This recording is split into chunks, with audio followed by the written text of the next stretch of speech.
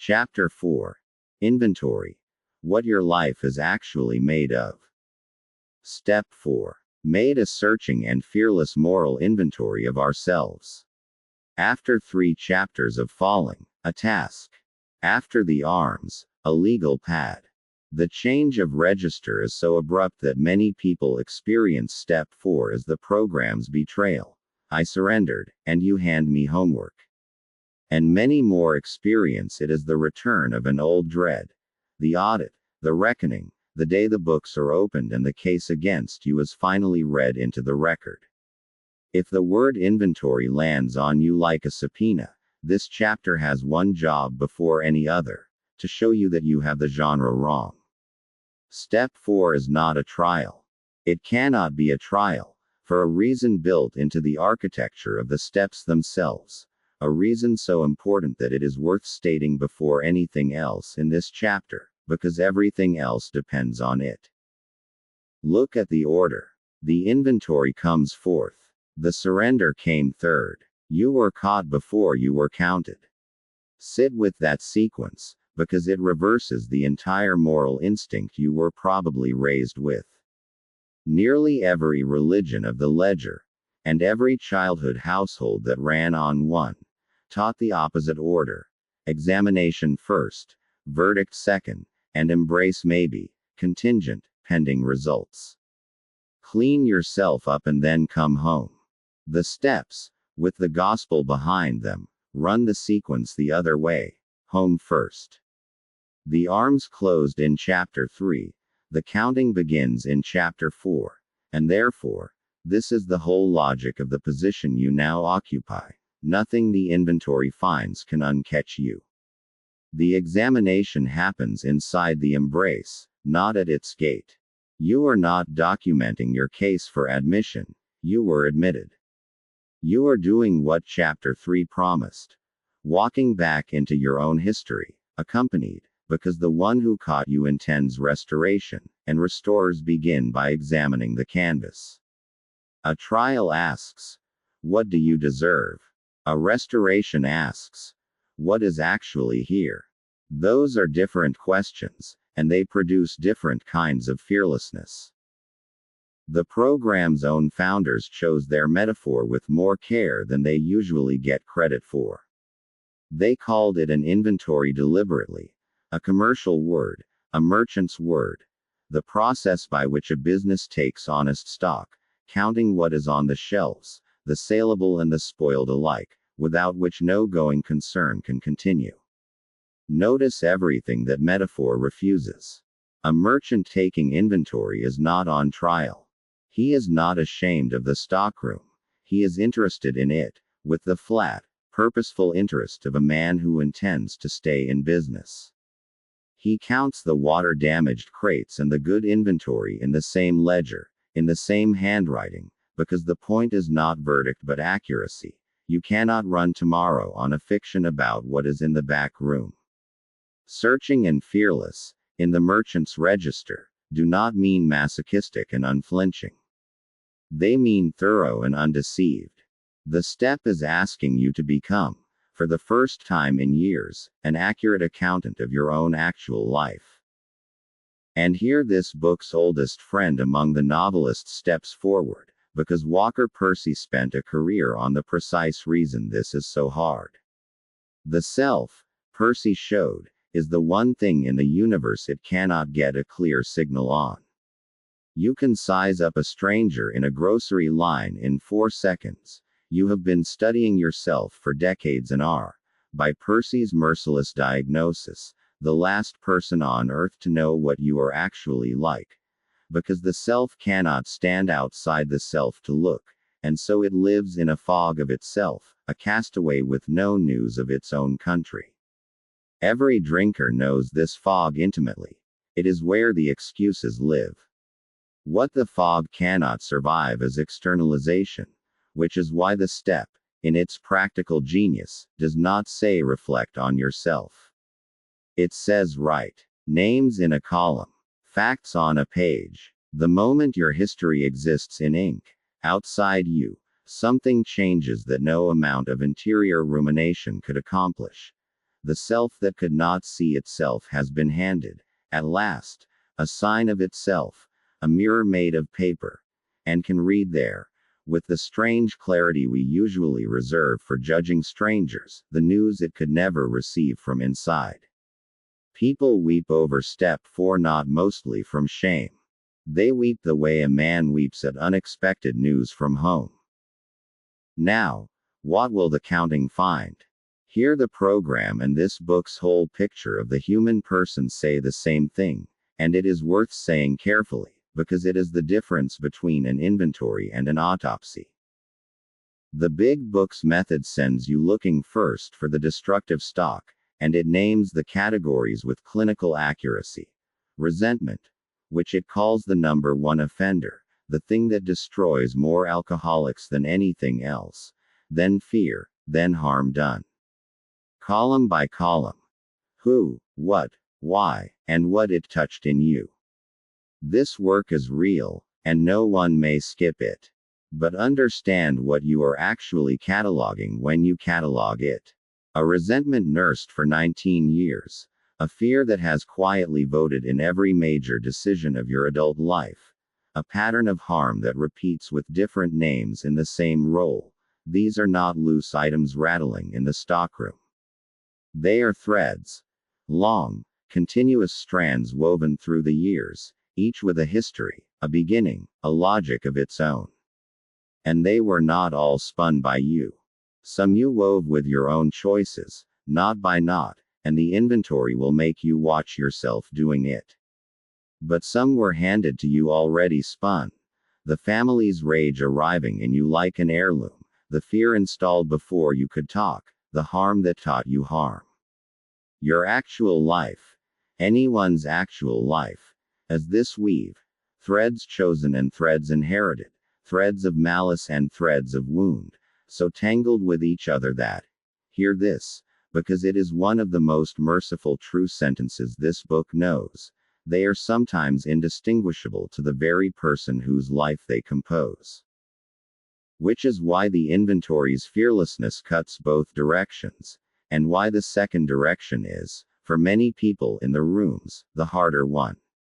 Because the weave is mixed. Run your hand back through the worst years, the years you have written off entire, the years filed under lost, and the honest inventory will find, twisted through all that darkness, thread after thread of another color. The love you went on giving, clumsily, drunkenly, but really. The kindnesses you have no memory of that other people never forgot. The fidelity that survived in you like a pilot light. The unaccountable moments of protection, provision, and pull that you did not generate and cannot explain. Deposits. This book has been arguing since chapter 2, of a presence that was in the weave before you believed in weaving. A searching inventory searches for all of it. The false self, remember, told a story about what your history contains. Pure spoilage, wall to wall. And that story was the sub-basement verdict wearing a bookkeeper's visor. Half of Step 4's work is refuting it with receipts. If listing your resentments takes you a weekend and listing what was good and graced in you takes you a month of being talked into it, you will not be the first, and the month is not optional. An inventory that counts only the damage is not fearless. It is the old verdict, still running the audit. And one more protection, without which Step 4 wounds the very people it means to free. As you sort the threads, you must not enter as moral spoilage what is merely the shape of being a creature. That you are finite, that you tire, that you need help, and rest, and touch, and reassurance, that you cannot be everywhere, fix everyone, or hold your family's whole weather system in place. That you were a beginner at every important thing the first time you did it, and played it badly, the way beginners do. None of this belongs in the liability column, and shame will try to enter every line of it. Shame's whole method is a filing error. It takes the ordinary poverty of creaturehood, the very poverty Gerald May taught you in chapter 1 to find beautiful, and books it as guilt. But a wrong note from a beginning improviser is not a sin, it is how learning sounds. Kneading was never a character defect, it is the shape of a being made for an ocean. The inventory of a criminal asks, "What did you do wrong?" The inventory of a creature asks a longer, kinder, more searching question. What happened here? What was chosen? What was inherited? What was wound? And what was just the finitude I keep mistaking for failure? Fearless means refusing shame's filing system, even when it is the only accounting you were ever taught. There remains the problem of the flashlight, and it is the real reason this step cannot be the last one, so hold on through one honest paragraph of bad news. The searching self is the same self that spent years organizing itself not to search. This is not a metaphor and not an insult, it is how the machinery works. The false self maintained itself precisely by patrolling what you were allowed to notice, steering the attention away, changing the subject inside your own head, keeping certain rooms dark not by accident but by policy, because what lives in those rooms would end the regime. The great Jesuit philosopher Bernard Lonergan gave the mechanism a name: a bias operating below the level of conscious choice, editing the field of experience before experience ever reaches you. And his sober conclusion is the one every sponsor knows by heart. The individual cannot fully outsee his own blind spots alone, because the blindness is not in the eyes but in the aiming of them. So do your searching, and do it fearlessly, and know, in advance, that your best solo inventory will have holes in exactly the places that matter most, holes shaped by the very patterns you are hunting. This is not failure. This is why the next step exists, and why it involves another human being. Some rooms open only from outside. So how do you work honestly with an instrument you know is bent? Here the tradition hands you its oldest field manual. Ignatius of Loyola, a man who did his own fourth step, at length, in a cave at Manresa, and nearly did not survive it, taught that the examined life runs not on verdicts but on discernment. The patient, daily practice of noticing which movements within you lead toward life, openness, gratitude, quiet, the pull toward love and toward others, and which led away from it, constriction, secrecy, agitation, the pull toward isolation and the dark rooms. Consolation and desolation, he called them. Not feelings good and bad, but directions, threads running Godward and threads running away. This is the discipline your inventory actually requires, and notice how it differs from the courtroom you feared. Discernment does not ask you to pass final judgment on your own tangled weave, to certify this thread guilty, that one innocent, with a completeness that the last paragraph just showed, is not available to you anyway.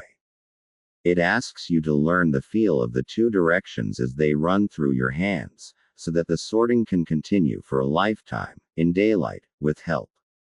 Trace the threads. Note their direction.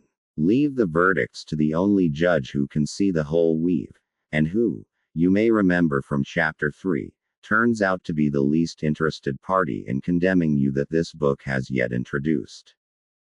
And through all of it, keep one fence standing, the one this book planted in Chapter 2 and will defend to its last page. You are not your inventory. The pages you are filling document the tropos, the how of your history, what was done and suffered and chosen and inherited, the weave in all its damage and its unexpected gold. They do not, and cannot, touch the who, the identity given whole, held in the sun, that no thread of the weave ever reached. The inventory is not a portrait of you. It is a survey of the field where you happened. Commissioned, do not forget, by the owner, who ordered the survey because he intends the restoration, and who has seen every line of it already, and whose gladness at your return, Chapter 3, predates your paperwork. You are the one for whose sake the audit exists. The auditor's employer, as it were, has made his sympathies clear. When the pages are as honest as you can currently make them, bent flashlight, missing rooms, and all, you will discover something strange about them. They are heavy, and they want a voice. Ink was the first externalization. It is not the last. A history written but unspoken as a letter never sent, and the fog, given silence enough, seeps back over even the clearest page. The disciples on the road to Emmaus were not healed by what they knew, they were healed beginning at the moment the stranger asked them what things. And they told him, out loud, the whole ruined story, wounds and hopes and all, to a listener they did not yet recognize. Your pages are waiting for that question. Step 5 is where it gets asked.